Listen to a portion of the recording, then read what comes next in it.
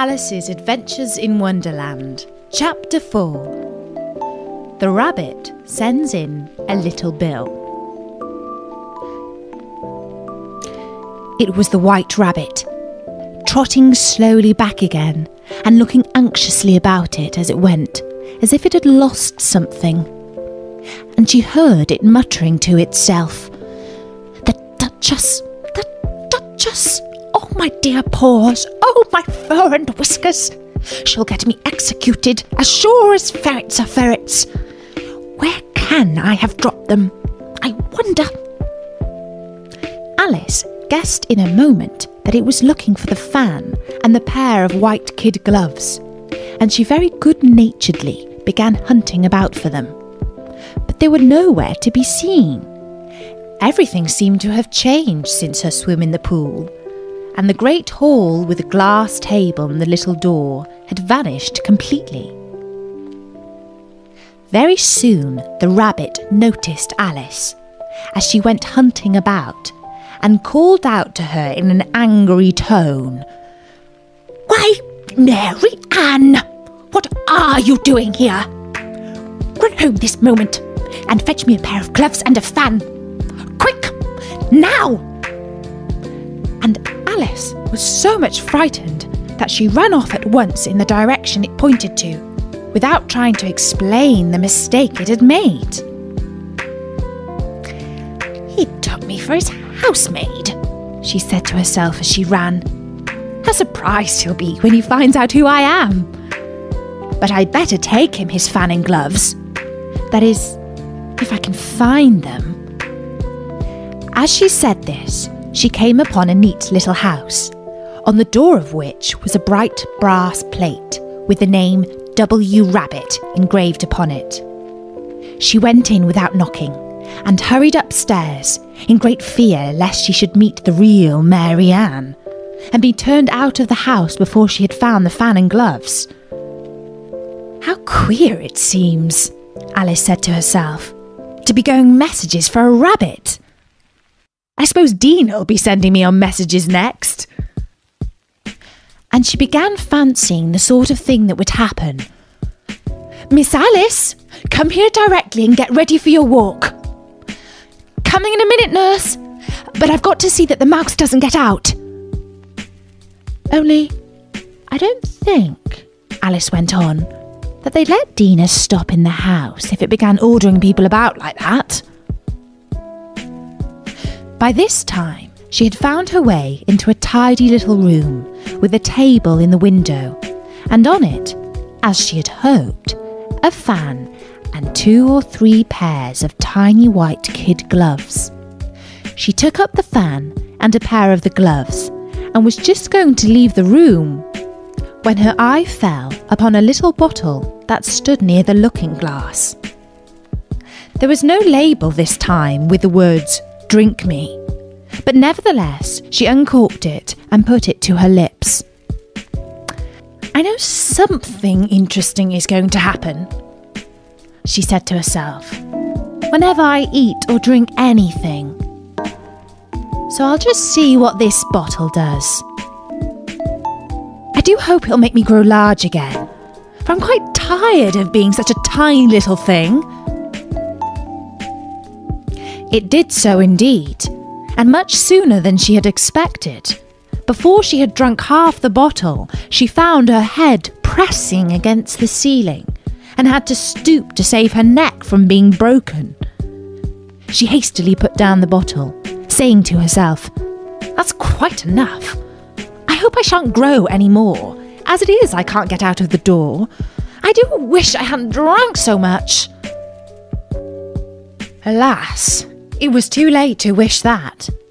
She went on growing and growing, and very soon had to kneel down on the floor.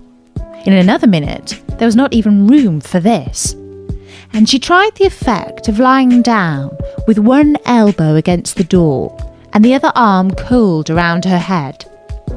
Still, she went on growing, and, as a last resort, she put one arm out of the window and one foot up the chimney, and said to herself, "Now I can do no more. Whatever happens, What will become of me? Luckily for Alice, the little magic bottle had now had its full effect, and she grew no larger. Still, it was very uncomfortable, and as there seemed to be no sort of chance of her ever getting out of the room again, no wonder she felt unhappy. It was much pleasanter at home, thought poor Alice, when one wasn't always growing larger and smaller, and being ordered about by mice and rabbits. I almost wish I hadn't gone down that rabbit hole. And yet, it's rather curious, you know, this sort of life. I do wonder what can have happened to me. When I used to read fairy tales, I fancied that kind of thing never happened. And now here I am in the middle of one. There ought to be a book written about me. There ought. And when I grow up, I'll write one. But I am grown up now, she added in a sorrowful tone. At least there's no room to grow up any more here. But then, thought Alice, shall I never get any older than I am now? That'll be a comfort. One way, never to be an old woman. But then, always to have lessons to learn. Oh, I shouldn't like that. Are you foolish, Alice? She answered herself. How can you have lessons in here? Why, there's hardly any room for you, and no room at all for any lesson books. And so she went on, taking first one side and then the other, and making quite a conversation of it altogether. But after a few minutes, she heard a voice outside and stopped to listen. "Mary Ann! Mary Ann!" said the voice. "Fetch me my gloves this moment." Then came a little pattering of feet on the stairs.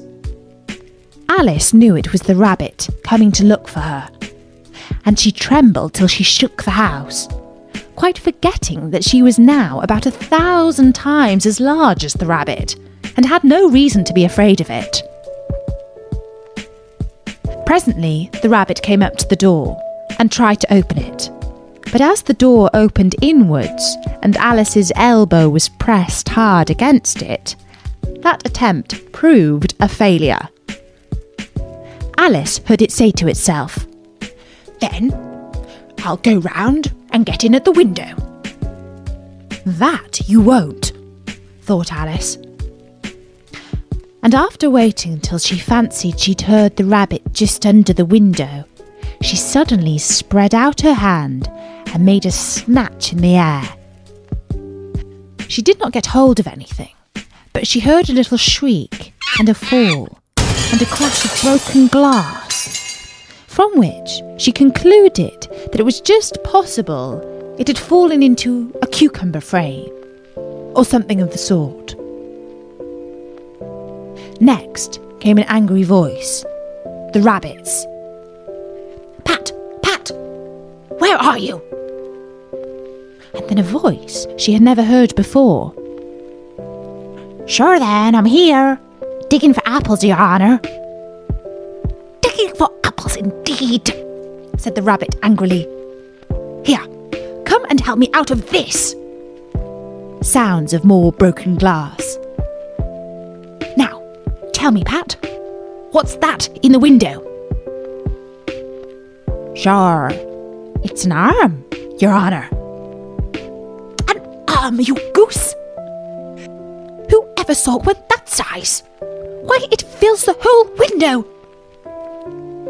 "Sure it does, Your Honour, but it's an arm for all that." "Well, it's got no business there, at any rate. Go and take it away." There was a long silence after this, and Alice could only hear whispers now and then, such as, "Sure, I don't like it, Your Honour, at all, at all." "Do as I tell you, you coward!" And at last she spread out her hand again and made another snatch in the air. This time there were 2 little shrieks and more sounds of broken glass. What a number of cucumber frames there must be, thought Alice. I wonder what they'll do next. As for pulling me out of the window, I only wish they could. I'm sure I don't want to stay down here any longer. She waited for some time without hearing anything more.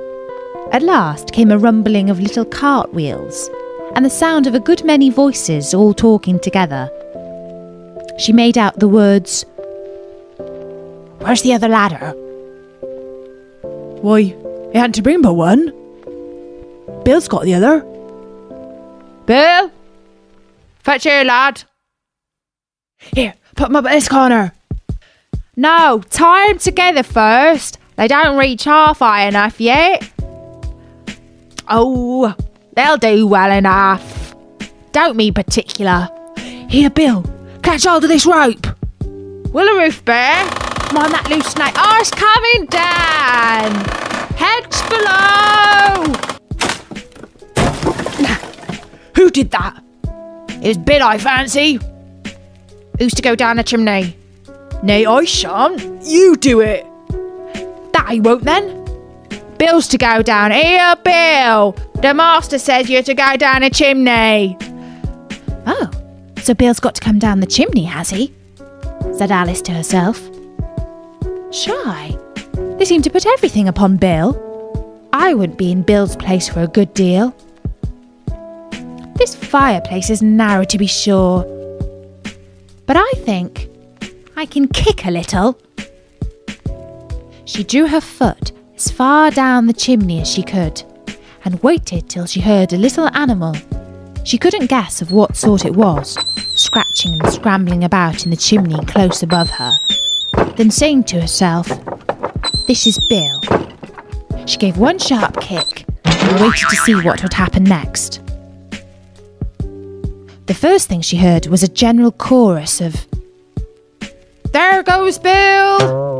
Then the rabbit's voice along, "Can you catch him? You, by the hedge!" Then silence, and then another confusion of voices. "Hold up his head! Brandy now! Don't choke him! How was it, old fellow? What happened to you? Tell us all about it!" Last came a little feeble, squeaking voice. "That's Bill," thought Alice. "Well, I hardly know. No more, thank ye. I'm better now, but I'm a deal too flustered to tell you. All I know is, something comes at me like a jack-in-the-box, and up I goes like a skyrocket." "So you did, old fellow," said the others. "We must burn the house down," said the rabbit's voice, and Alice called out as loud as she could, "If you do, I'll set dinner on you." There was a dead silence instantly, and Alice thought to herself, "I wonder what they will do next. If they had any sense, they'd take the roof off." After a minute or two, they began moving about again, and Alice heard the rabbit say, "A barrowful will do, to begin with." A barrowful of what? thought Alice. But she had not long to doubt, for the next moment a shower of little pebbles came rattling in at the window, and some of them hit her in the face. "I'll put a stop to this," she said to herself, and shouted out, "You better not do that again!" which produced another dead silence. Alice noticed with some surprise that the pebbles were all turning into little cakes as they lay on the floor, and a bright idea came into her head. "If I eat one of these cakes," she thought, "it's sure to make some changes in my size.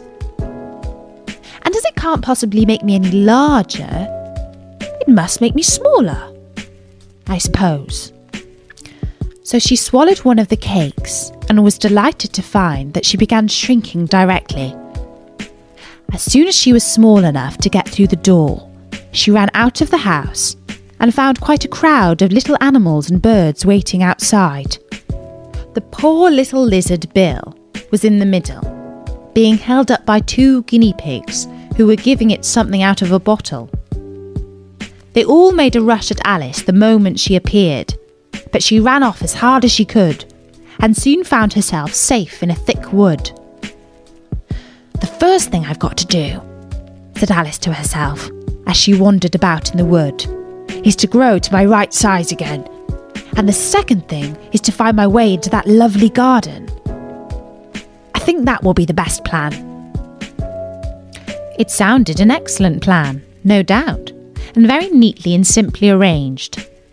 The only difficulty was that she had not the smallest idea how to set about it. And while she was peering about anxiously among the trees, a little sharp bark just over her head made her look up in a great hurry. An enormous puppy was looking down at her with large round eyes and feebly stretching out one paw trying to touch her. "Poor little thing," said Alice in a coaxing tone, and she tried hard to whistle to it, but she was terribly frightened all the time at the thought that it might be hungry, in which case it would be very likely to eat her up in spite of all her coaxing. Hardly knowing what she did, she picked up a little bit of stick and held it out to the puppy, whereupon the puppy jumped into the air off all its feet at once with a yelp of delight, and rushed at the stick, and made believe to worry it. Then Alice dodged behind a great thistle to keep herself from being run over, and the moment she appeared on the other side, the puppy made another rush at the stick, and tumbled head over heels in its hurry to get hold of it. Then Alice, thinking it was very likely having a game of play with a cart horse, and expecting every moment to be trampled under its feet, ran round the thistle again.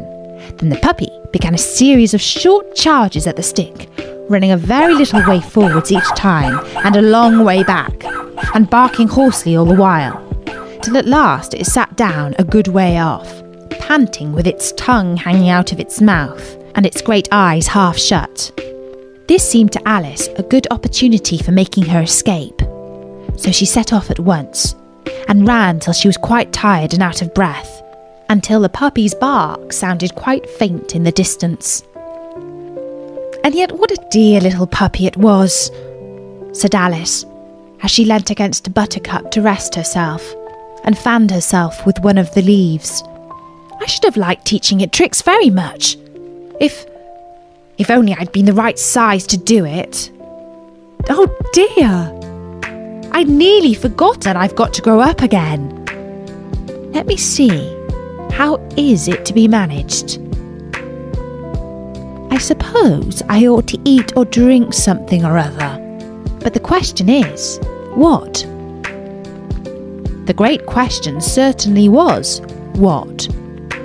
Alice looked all around her at the flowers and the blades of grass, but she did not see anything that looked like the right thing to eat or drink under the circumstances. There was a large mushroom growing near her, about the same height as herself, and when she had looked under it, and on both sides of it, and behind it, it occurred to her that she might as well look and see what was on top of it. She stretched herself up on tiptoe and peeped over the edge of the mushroom, and her eyes immediately met those of a large caterpillar that was sitting on top with its arms folded, quietly smoking a long hookah, and taking not the smallest notice of her or anything else. Alice's Adventures in Wonderland, Chapter 5. "Who are you?" said the caterpillar. This was not an encouraging opening for a conversation. Alice replied rather shyly, I hardly know, sir. Just at present. At least, I know who I was when I got up this morning, but I think I must have been changed several times since then." do you mean by that? Said the caterpillar sternly. Explain yourself. I can't explain myself, I'm afraid, sir, said Alice, because I'm not myself. You see? I don't see, said the caterpillar. I'm afraid I can't put it more clearly, Alice replied very politely, for I can't understand it myself to begin with. And being so many different sizes in a day is very confusing. It isn't, said the caterpillar. Well, perhaps you haven't found it so yet, said Alice. But when you have to turn into a chrysalis, you will someday, you know, and then after that into a butterfly, I should think you'll feel it a little queer, won't you? Not a bit, said the caterpillar. Well, perhaps your feelings might be different, said Alice. All I know is that it would feel very queer to me. You? Said the caterpillar contemptuously.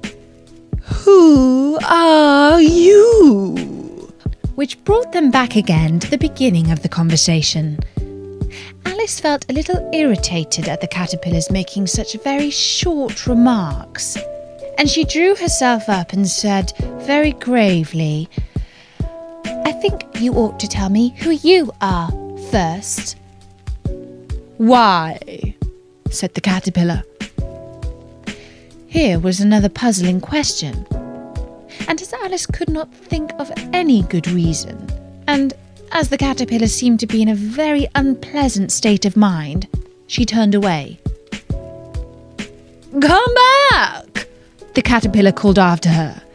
I've something important to say. This sounded promising, certainly. Alice turned and came back again. Keep your temper, said the caterpillar. Is that all? Said Alice, swallowing down her anger as well as she could.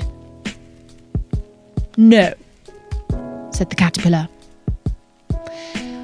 Alice thought she might as well wait, as she had nothing else to do. And perhaps after all it might tell her something worth hearing.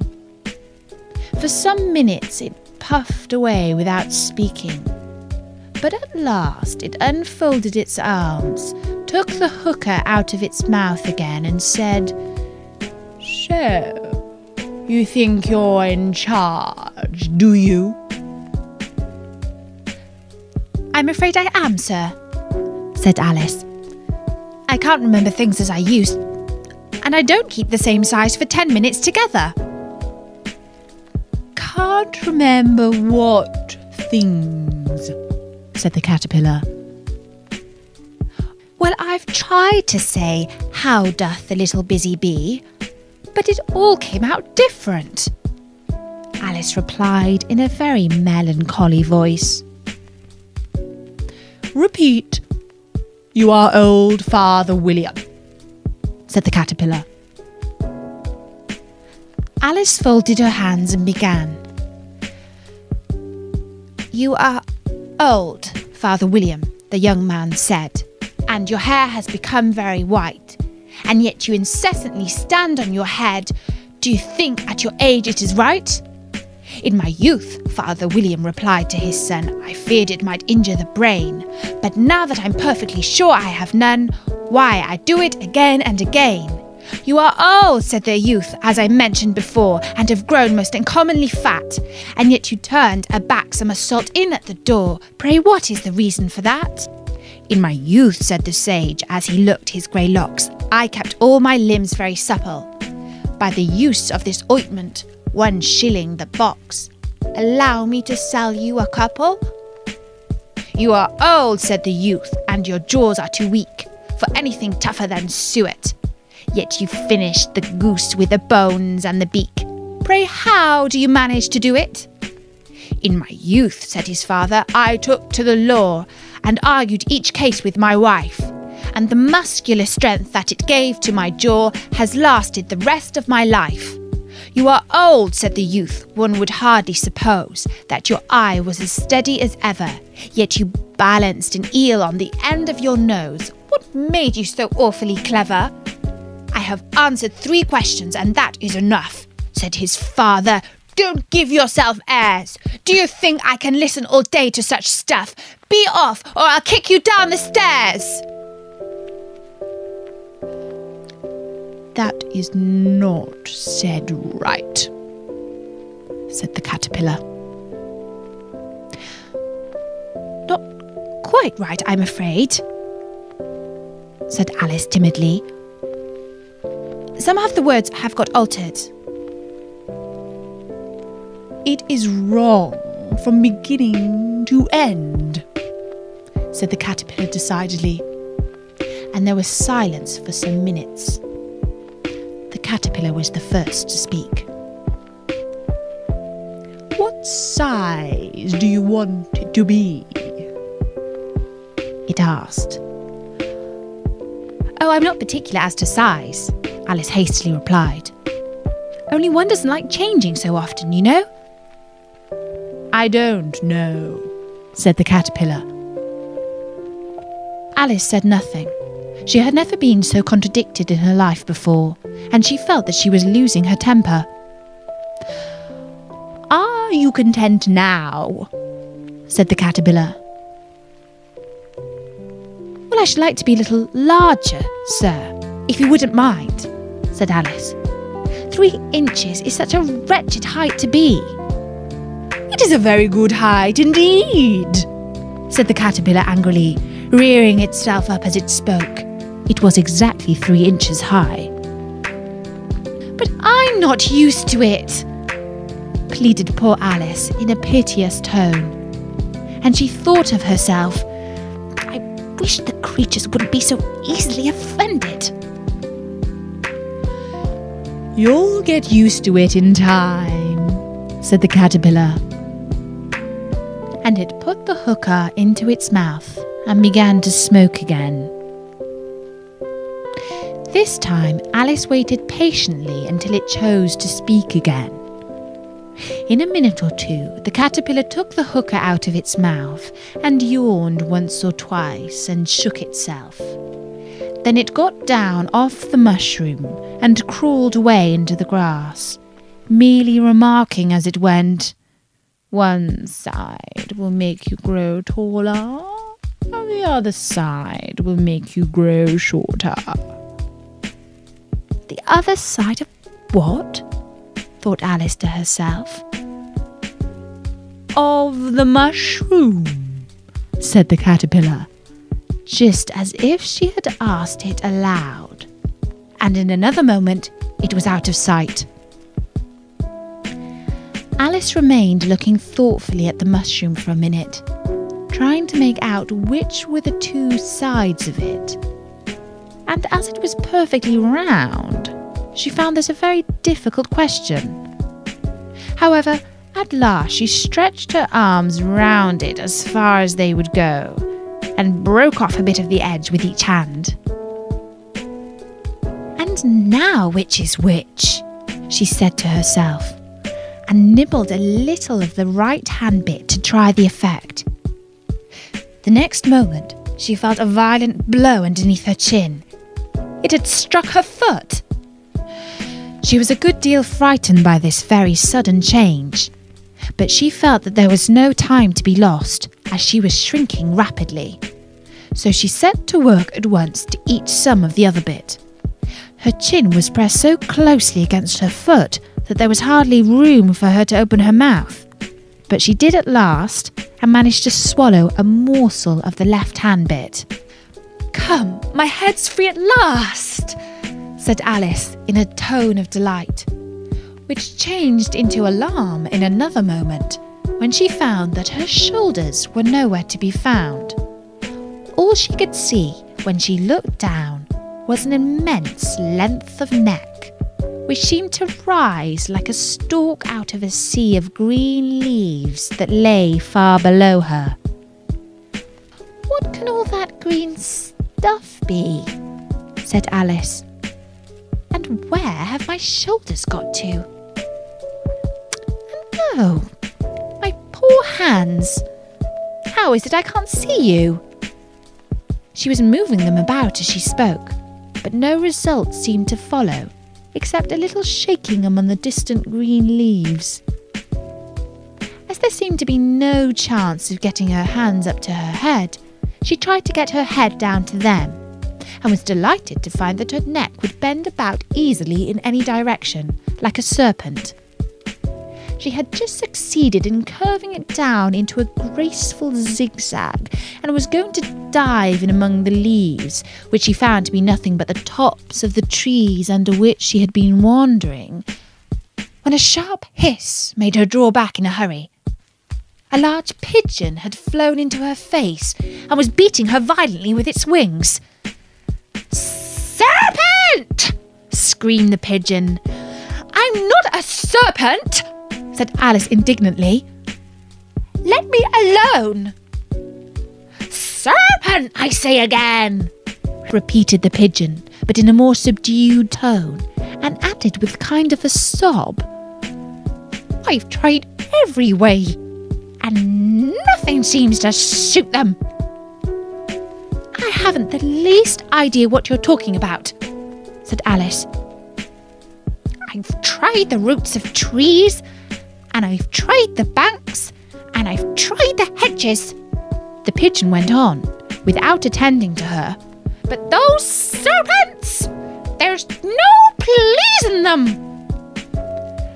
Alice was more and more puzzled, but she thought that there was no use in saying anything more till the pigeon had finished.